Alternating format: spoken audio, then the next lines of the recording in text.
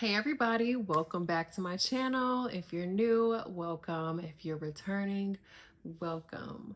Now let's get into part 3 of our series. We're calling this the Lonely Girl series. Now this came last minute after my last video, and I want to talk about that for a quick second. So we're calling this the Lonely Girl series because we're talking about things that I really truly believe women should do on their own before partner, before getting married, before committing. These are the 3 topics that I firmly believe really help you heal, really help you understand who you are, and really help to open your eyes and expand your mind in ways that you just will not get access to being in a relationship, being distracted by work, and not taking time for yourself. Now, today we're on part 3 of the series, 3 of 3, and we're talking about traveling alone. So we've already talked about living alone, and we've already discussed going out by yourself, where I gave you a breakdown step by step of how to go out by yourself. If you have not seen those other 2 videos, I highly recommend you go back and take a look. Yes, I did switch up the hair color. This wig is a part of my wig line, Brittany Original Wig. You can find us on Instagram at Brit Original Wig. There's also a link to my website and my bio on that page. So let's get into traveling alone. Oh my gosh. So traveling alone, as you can see, I'm showing all 32. I love traveling alone. I get more anxiety traveling with other people or planning on traveling with other people than I have ever had traveling by myself. Now, my first solo trip was to Madrid, Barcelona, and I was encouraged by a friend to just go. As an American, again, a lot of this ties back to our culture and that fear of navigating life on our own, because systemically, our culture ensures that we are afraid to make moves. This is how they keep us here at a plateau, and we never take those risks. And that is all by design. And we'll get into that later.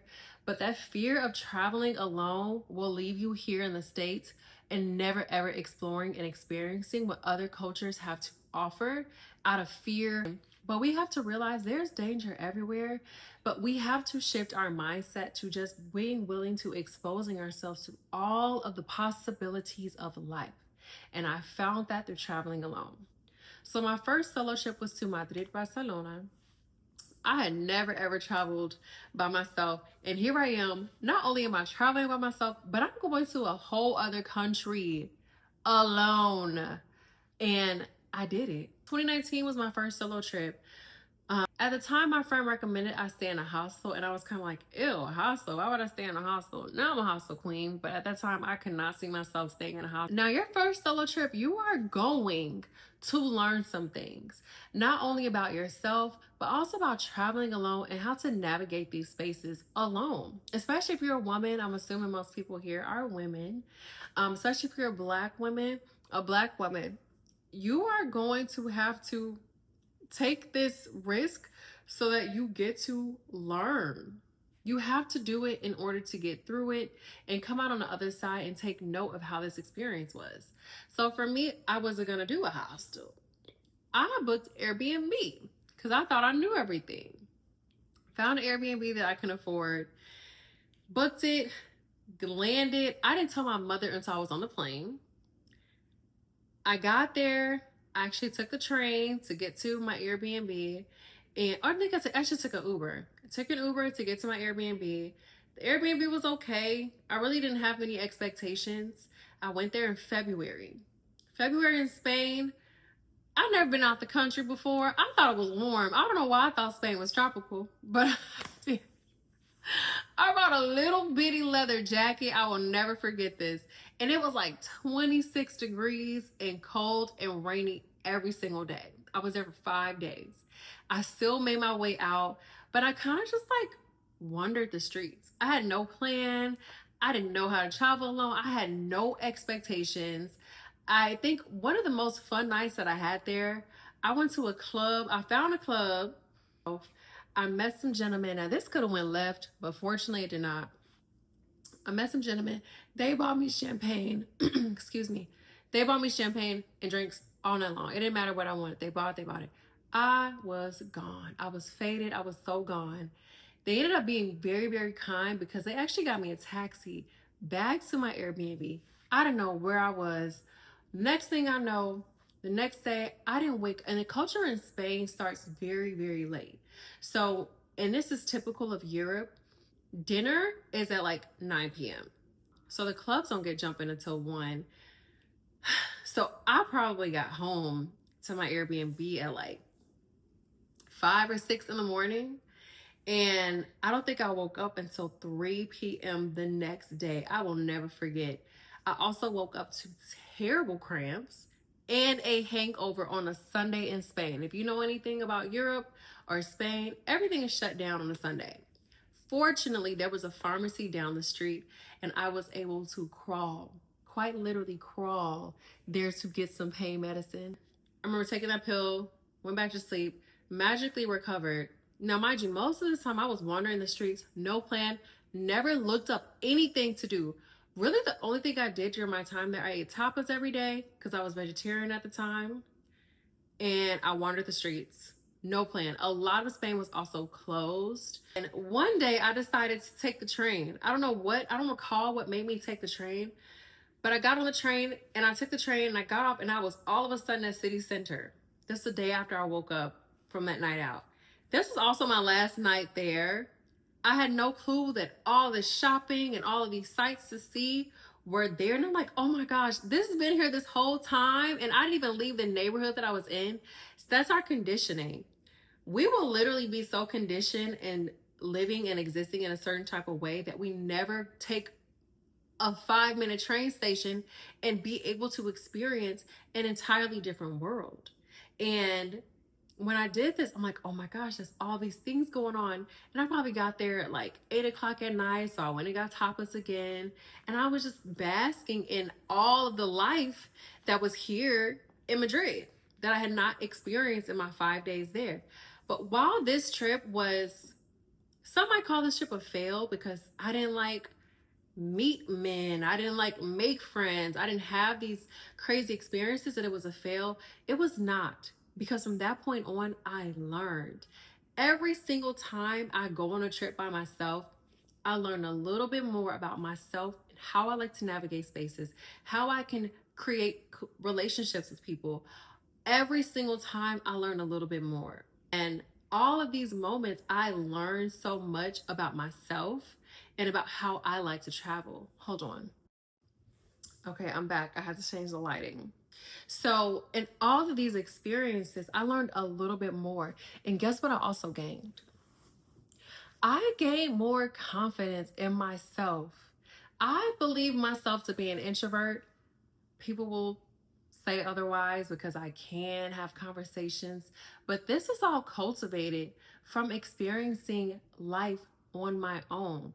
I know how to walk into an establishment and talk to the bartender, or talk to the lady at the bar, or talk to the gentleman at the bar, and get some insight on things I should do, places I should go see, things I should try.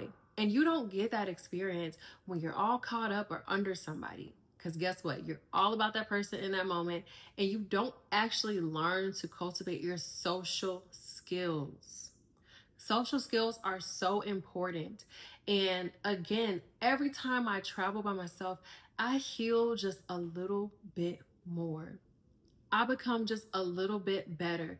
I become just a little more whole than I would had I been making these experiences alongside somebody else, right? My most recent trip that I did by myself was in Portugal, and I went to Portugal in September 2024, and I had a time. And also at 31, I've learned that's my last time staying in a hostel, right? The hostel culture is amazing, and I did it for 5 years of staying in hostels, and now I've graduated to being like, you know what? I enjoy the accessibility of hostels. I enjoy the community of hostels. However, at this point in my life, I also would like to expand and ascend in the types of living arrangements that I have for myself when I travel to other countries. I want certain utilities, I want certain amenities that you just don't get in a hostel. But now that I've learned how to pinpoint ideal locations, now that I've learned how to look into certain countries that I plan to visit, now I'm able to test my ability to book hotels in other countries, right? And had I not taken that first trip to Madrid, I would be none the wiser on how to navigate spaces on my own, on how to pinpoint where to stay, on how to have conversations with the locals, on how to be a local. When I travel by myself, that is something that I like to do. I don't care to go to all the restaurants that you see on TikTok and go buy this and do that. I like to experience life like a local. And I also think it's a more affordable way to be. Not that I do it to be cheap, but I think I'm able to fully immerse myself into the culture by just following suit into what people do on their day-to-day basis. What cafe do people typically tend to go to? If people go shopping, what are some places that we might not have knowledge about because it's not super trendy, but what's a place that the locals like to go to, right? How do they lead their day-to-day lives? And I do it from the eye of a tourist, but I still do it in a sense where I'm able to immerse myself in that culture, blend in, go under the radar, and still experience this country for all that it is, right?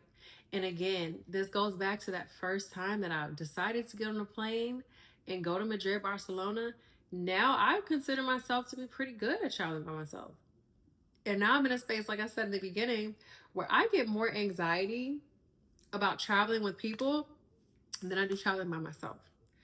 One of the benefits, or some of the benefits of traveling alone, for starters, I'm not a planner. I don't like to plan. I'm very type B. It might not look like it. I might not come across as a type B person. But don't throw a plan at me and force me to do it. Because I might not feel like it that day. I might say yes today, but don't, unless the ticket is already paid for and it's a part of the agenda, please leave me alone. I just want to wake up and go with the flow, right? And not being a planner, I just literally like to plan, where am I going to stay? If you're traveling by yourself, I'm going to encourage you that first time, do not overplan. If you're going to stay for 5 to 7 days, I would say for 5 days, plan 1 to 2 things that you are going to do. If you're going for 7 days, maybe 3. But do not overplan your solo trip. But don't lose sleep over not booking every single show, every single slot, and just embrace being somewhere. I like to express gratitude when I travel somewhere, just being like, I'm here, I'm present, I'm experiencing this culture. I get to be here, I get to be alive, I get to try this food, you know? And just don't beat yourself up too much when you travel alone. So let's go through some things that you can do when you travel alone in preparation for actually navigating these spaces by yourself. For starters, similar to our Lonely Girls series part 2, or was that part 1? Part 1. Similar to our Lonely Girls series part 1, going out alone, just book the flight. Book the flight. Don't ask people if they want to go. Don't check in with your mama. Don't check in with your dad. Don't check in with your grandpa. Just book the flight. Figure out 5 days that work for you and only you. Book it. No questions asked. The next thing you're going to book, if you're under 31, if you're between 25 and 30, book a hostel. Booking a hostel is great, especially if you're a solo traveler, because number one, you have instant community. Typically, people who stay in hostels are also traveling by themselves.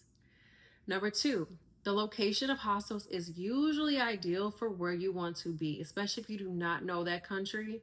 They're usually in areas that are near tourist sites, walkable, near public transit, and things of that nature to just make your transition just smoother. So you're gonna book the flight, book the hostel. These are 2 things you need to commit to before you get there. Things I like to do. Number 3, start planning how you're gonna pack. Again, I'm kind of type B. I might start packing the day before. That's okay. It's just 5 days. Pack 1 or 2, pick 3 club outfits. Pack 2 date outfits. If you're single, you might meet a man or 2. And then pack an outfit or two that is interchangeable, that is relaxing, that you can walk in, but also like go to a cute little dinner if you need to. I think dresses are always a safe bet. Pay attention to the season in which you're traveling. I don't want you being like me and taking that trip and bringing just a leather jacket and it's 26 degrees and raining. So take note of the weather before you pack, because Spain is not tropical. And then just go. Get on a plane and go. If you need to let people know, do not let people know until you are at the airport or maybe a day before. But don't let people know a week before, unless they're your friends and they're encouraging. But if you know that you're around somebody who is kind of restricted in their mindset and they don't believe in traveling and they don't believe in going places by yourself, but they're still a safeguard for you, I would not tell them until the day before or until I'm at the airport. That's just me. That's just me. I didn't call my mom until I was literally in my seat on the way to Barcelona, to Madrid, and told her, okay? When you get there, I encourage you to take the train. If you're going to Europe, I'm realizing I'm talking in a little general sense, but this is how I travel to Europe. Get on a train. You don't have to take an Uber. If you are somebody that packs a lot of bags, if for a 5-day trip, if you're packing a lot of bags, hey, do you, boo-boo. You might want to get an Uber if you pack a lot. But I typically pack one bag and my personal item, and I'm good to go. But you can take the train when you land. It's usually very accessible, especially if you took my advice and you're staying in a hostel. The hostel is going to be near the train, more than likely. But if you need to take an Uber, sometimes just to get the jitters out, make things easier, you take an Uber. That's fine. You get there, you check in with the hostel. Sometimes there's a wait. You know what time your check-in is. Once you check in, get settled. If there is a wait, leave your bags there and just walk around. See what's going on. Get a quick little lay of the land. Go grab a coffee, go grab a pastry, and then come back when it's time to check in. I usually like to shower and freshen up. Then I check in with the hostel host. Hey, like, what's there to do tonight? Oh, where should I go eat? Oh, you guys got something going on? A lot of hostels, they'll also host events. And again, that instant community is so real when it comes to hostels. That's why I'm kind of like, dang, like, I'm going to miss that to an extent. But I also know, like, I got to elevate my travel experience just a smidge. Not too much. I won't be staying at the Four Seasons, but just enough to, like, get out the jitters and get out that that 20 late 20s experience of traveling. I'm 30 now. Like I said, my last hostel in Portugal, while it was a good time, baby, this is my last time, because the girls, they drink, they're out all night, and they have so much fun. And I'm up first thing in the morning. I'm a morning person. I'm 30. I have a career now. Like, I'm not necessarily partying every night until 2 a.m. So that's kind of why I'm like, you know, the instant community is there, but it's a different culture, especially if you're in Europe. So if they're hosting something that evening, I encourage you to, if the hostel is hosting things, go. There's sometimes it's an additional fee, sometimes it's free, sometimes it's included. If they're offering stuff for you to take advantage of, just try it the first day or two. You know, this is where you start meeting people, and in these conversations, somebody will be like, oh, we're actually going to do this tomorrow. You want to go? Yeah, sure. Why not? Because you didn't overplan. You don't have to be like, oh, I actually got to go see a show at 10. You're not missing those opportunities of what is going to unfold when you travel alone. So this is, you see what I'm saying now? Like, things just start to unfold when you travel by yourself and you leave yourself open to opportunities. So when you do take advantage of the opportunities at the hostel, you meet people. You meet people at the bar hop. You meet people who are checking in and you overhear them talking in another language. Most people do speak English. It's a pretty worldwide language. Not everybody, but you know, it's okay to hear somebody speaking another language. Oh, what language is that? Where are you from? Oh, I'm from. They will know you're from America. Tell you right now. They will know you're from America. And things will just start to unfold for you. Somebody will be like, oh yeah, we went to this yesterday. You should go check it out. Okay, I'm gonna go by myself today. What are you guys doing later on? Okay, I'll meet up with you guys, you know, and you came by yourself. So you're not committed to plans. You're not committed to a person. You left yourself open to different opportunities and possibilities. You're grabbing dinner with a person who is from Houston. You're grabbing dinner with somebody who's from Ghana, you're going, you're grabbing lunch or drinks, or you're meeting, or you're running to people just out and about in the streets, and it just is such a fun experience that you never know what's going to happen because you're by yourself and you're in control of your whole entire vacation. This is why I say do not plan anything except for where you're going to sleep, and that's it, in your flight, and flight there and back. And when you start to see things unfold, you're going to see the possibilities that you have access to when you leave yourself open and you don't overplan and you don't beat yourself up about committing to things or not committing to things. And I'm also going to say I still really don't look up things to do in certain countries. Like, I'm fairly loosely aware of things that everybody does. I'm not too adamant on being like, well, when I go to Paris, I gotta go see the Mona Lisa. Granted, when I went, I did go see the Mona Lisa, but I didn't say I have to go see it on Tuesday. I'm like, well, if the ticket's available, I'll go to the Louvre and check out the Mona Lisa, right? So things like this just help to make your solo travel experience just so much better. And you're going to come back and people are going to ask you how it was, and it will have been amazing, right? So in navigating these spaces by yourself, you're going to learn to be more confident. You're going to learn how to cultivate relationships. You're going to learn how to hold a conversation with people who are from completely different worlds than you. You're exposing yourself intentionally to just different experiences of life, right? And the more this happens, the more you'll be looking back and being just like, oh my gosh, like I'm really doing this by myself. And this way, when somebody comes into your space, either you can head it or you know how to be agile. This also teaches you agility. Agility is so important in this life of just being flexible. Be a little flexible.